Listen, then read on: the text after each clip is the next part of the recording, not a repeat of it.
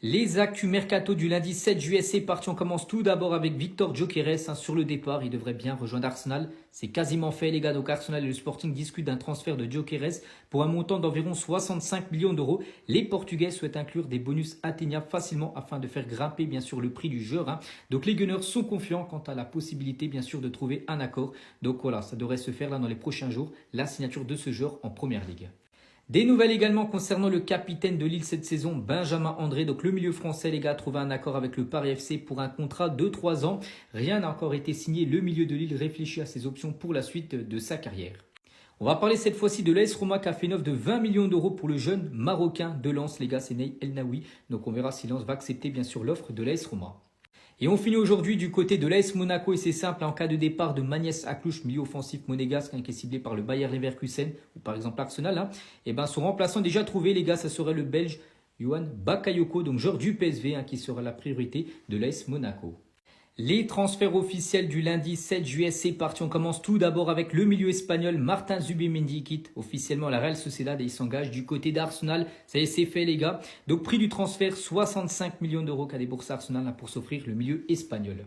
C'est officiel également concernant le gardien polonais Marcin Bulka. Il quitte Nice en direction Neom SC, une équipe saoudienne qui a beaucoup d'argent. Prix du transfert, 15 millions d'euros. Il a déjà été remplacé par Diouf, qui a été acheté 7 millions d'euros en provenance de Reims. Donc voilà, il va multiplier son salaire par 5 en rejoignant bien sûr ce championnat saoudien. Et toujours du côté de cette équipe de Neom SC, on connaît l'entraîneur, c'est Christophe Galtier, ancien entraîneur par exemple du Paris Saint-Germain, qui devient coach de cette équipe.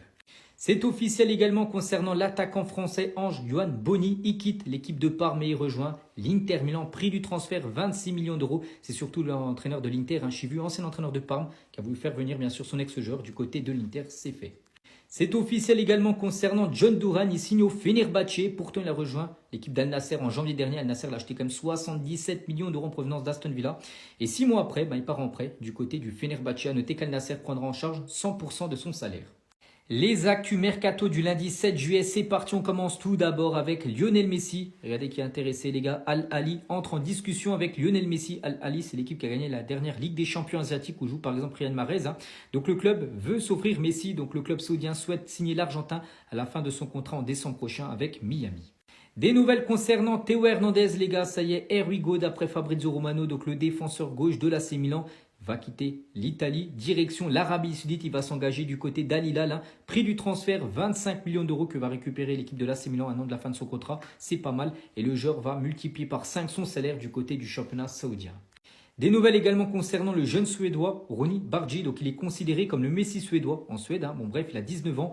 Il va s'envoler avec le Barça pour la tournée asiatique qui devrait devenir la deuxième signature officielle du FC Barcelone sur ce mercato après Juan Garcia. Donc Deco, directeur sportif et Hansi Flick, entraîneur du Barça. Gros potentiel du jeune ailier suédois. Donc tout est conclu et les étapes formelles sont prévues pour cette semaine. Donc on parle d'un transfert aux alentours des 2 millions d'euros.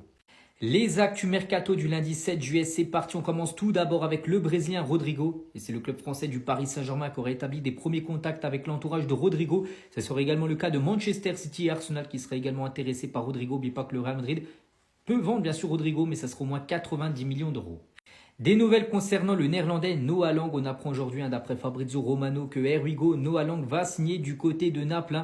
Donc voilà, en provenance du PSV. Prix du transfert, 28 millions d'euros, bonus compris. Touchera un salaire de 3 millions d'euros du côté du Napoli. Du côté de Chelsea, les gars, il va y avoir pas mal de départs sur ce mercato. Plusieurs joueurs pourraient quitter Chelsea cet été. Donc Nouni Madueke, donc lui ciblé par Arsenal, il pourrait partir. Sterling également pourrait partir, Renato Vega, Axel Disasi, Ben Chilwell et ne sont pas considérés comme intransférables des joueurs également qui pourraient partir les gars comme Nicolas Jackson ou même Christopher Nkunku. Le joueur a besoin de temps de jeu à un an de la Coupe du Monde bien sûr qui veut disputer avec l'équipe de France. Donc tous ces joueurs pourraient quitter bien sûr cette équipe de Chelsea. Et on finit aujourd'hui avec l'attaquant serbe Dusan Vlahovic qui pourrait quitter la Juventus Turin. Notez que c'est Aston Villa qui suit de près la situation du joueur qui est en fin de contrat dans un an du côté de la Juve.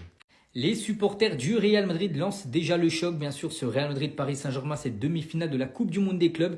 Et 48 heures de cette rencontre, cette finale avant l'heure, les gars, les supporters sortent en gros le résultat du dernier match. La dernière fois que les deux équipes s'étaient affrontées, le Real Madrid s'est imposé 3-1 face au Paris Saint-Germain. Mbappé avait été buteur côté PSG avant le festival Benzema qui avait inscrit un triplé en 17 minutes de jeu.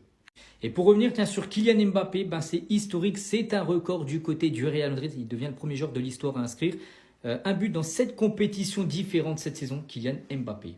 On va parler cette fois-ci de Valverde, les gars. Donc le Real Madrid a joué quand même 70 matchs cette saison, toutes compétitions confondues. À noter que Valverde a joué 64 matchs sur 70 cette saison. C'est exceptionnel.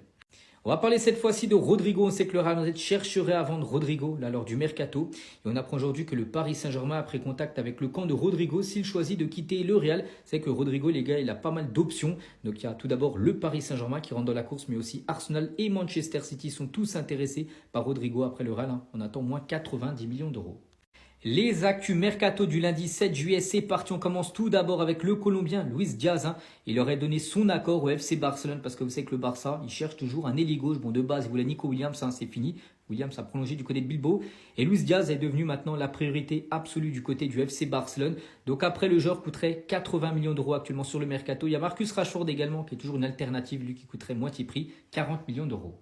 Du côté de Manchester United, ça bouge également et Manchester United s'est renseigné pour Douglas Luiz, donc joueur de la Juve, qui est ancien joueur d'Aston Villa, il avait rejoint la Juventus Turin et il pourrait déjà revenir en première ligue. Donc des négociations ont déjà eu lieu avec le Brésilien. Et à noter que Manchester suit également Richarlison, donc milieu colombien de l'équipe de Palmeiras. Donc ils ont même suivi tous ses matchs lors de la Coupe du Monde des clubs. Il est considéré comme une alternative peu chère par rapport à Ederson, qui est un joueur, Ederson c'est un joueur brésilien de l'Atalanta Bergame. Donc lui coûterait beaucoup moins cher, il coûterait de 20-25 millions d'euros ce joueur Richarlison. Et on finit aujourd'hui avec l'Olympique de Marseille. À noter que 6 joueurs de l'OM reprendront l'entraînement avec l'équipe 2. Pourquoi on parle de ça alors que c'est un épisode sur le mercato? Parce que en gros, ces joueurs sont amenés à partir. En gros, voir des joueurs comme Meite, comme Unai, les gars, Mumbagna ou même Ismaël Koné, les gars, tous ces joueurs devraient quitter l'Olympique de Marseille.